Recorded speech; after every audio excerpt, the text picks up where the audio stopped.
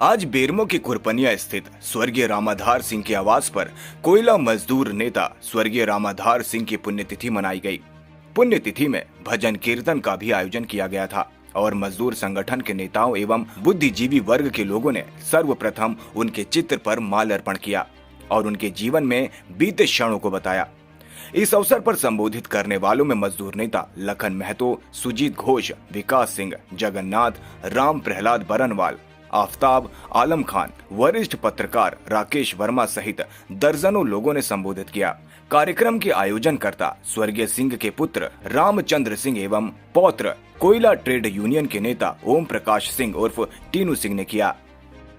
Print media, electronic media, YouTubers, social media की ओर से भी मैं आज के दिन इनको भावभीनी श्रद्धांजलि अर्पित करता हूं। साथियों, मैं कुछ बोलूं उसके पहले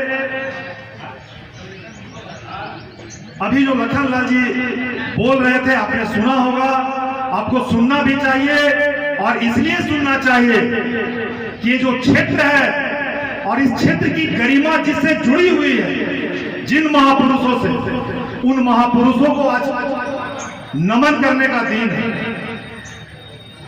मैं सर्वप्रथम इस परिवार को इसलिए हार्दिक हृदय से साधुवाद प्रकट करना चाहता हूं कि जब आज समाज में भटकाव है, परिवार में भटकाव है, आपस में लोग खींचातानी में व्यस्त हैं, एक परिवार में 7 आदमी 8 आदमी का चौका एक साथ नहीं बन रहा है। इस बीच में अगर आप अपने पूर्वजों को याद करते हैं, इससे बड़ा संस्कार का काम कोई नहीं है। आप अपने बच्चे को बाहर पढ़ा लीजिए, ऑस्ट्रेलिया में पढ़ा लीजिए, अमेरिका में पढ़ा लीजिए, स्विट्जरलैंड में पढ़ा लीजिए, पूना में पढ़ा लीजिए, इंफोसिस करा लीजिए, लेकिन घर के पूर्वजों का अगर संस्कार उन बच्चों में नहीं है तो आपका वो पूरा एकेडमिक माहौल आपके लिए शून्य के बराबर है।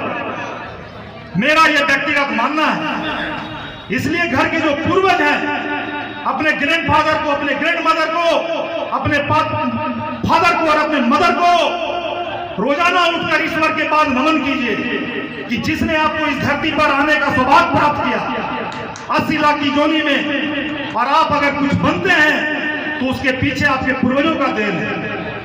शिक्षा के साथ साथ संस्कार बहुत जरूरी है और मैं बेरमो के उन नेताओं को आज के दिन नमन करना चाहता हूं। ये क्षेत्र रहा है मरहूम शफीक साहब का, जो इसी छत्तीसगढ़ और बिलासपुर के लोगों के साथ गंधारी सागर पानी भात खाकर और कोल इंडिया की बड़ी बड़ी बैठकों से लौटकर वही खटिया में लेट जाते थे। एक बार बता रहे थे लखन जी, ग्रांट होटल में कलकत्ता में उनका कोल इंडिया का बैठक चल रहा था। वहां का 5 स्टार होटल है, मैं भी एक बार गया वहां चाय पीने, 700 रुपया वहां पेमेंट किया, लगा कि एक ग्रांट होटल है, जाना चाहिए। और उसको इसलिए गया कि उसी ग्रांट होटल में शफीक साहब को कोल इंडिया ने रहने के लिए रूम दिया, लेकिन शफीक साहब उस ग्रांट होटल के बाहर सड़क के किनारे जो चौपाटी है वहां पर कपटी में चाय पी रहे थे।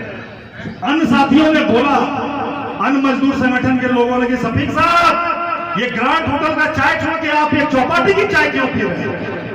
तो उनका जवाब था, यार ये मजदूर का पैसा है, कहां मिलेगा शफीक साहब जैसा नेता। आज का दिन नमन करने का जरूरत है बिंदेश्वरी दुबे जी को।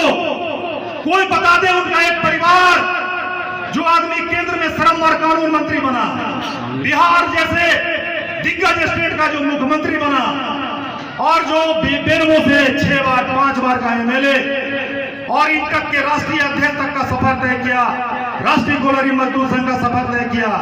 कोई एक परिवार बोल दे उनका एक परिवार यहां पर किसी का ठेका पत्ता भी चलता है क्या? इसलिए नमन करने का जरूरत है दुबे जी को। मैं दुबे जी को इसलिए जानता हूं कि मैं उनका पड़ोसी रहा, हम लोग छोटे छोटे बच्चे थे, मेरे फादर भी यहाँ काम करते थे और कांग्रेस के प्रवक्ता के रूप में ट्रेकर में बैठकर प्रचार करते थे।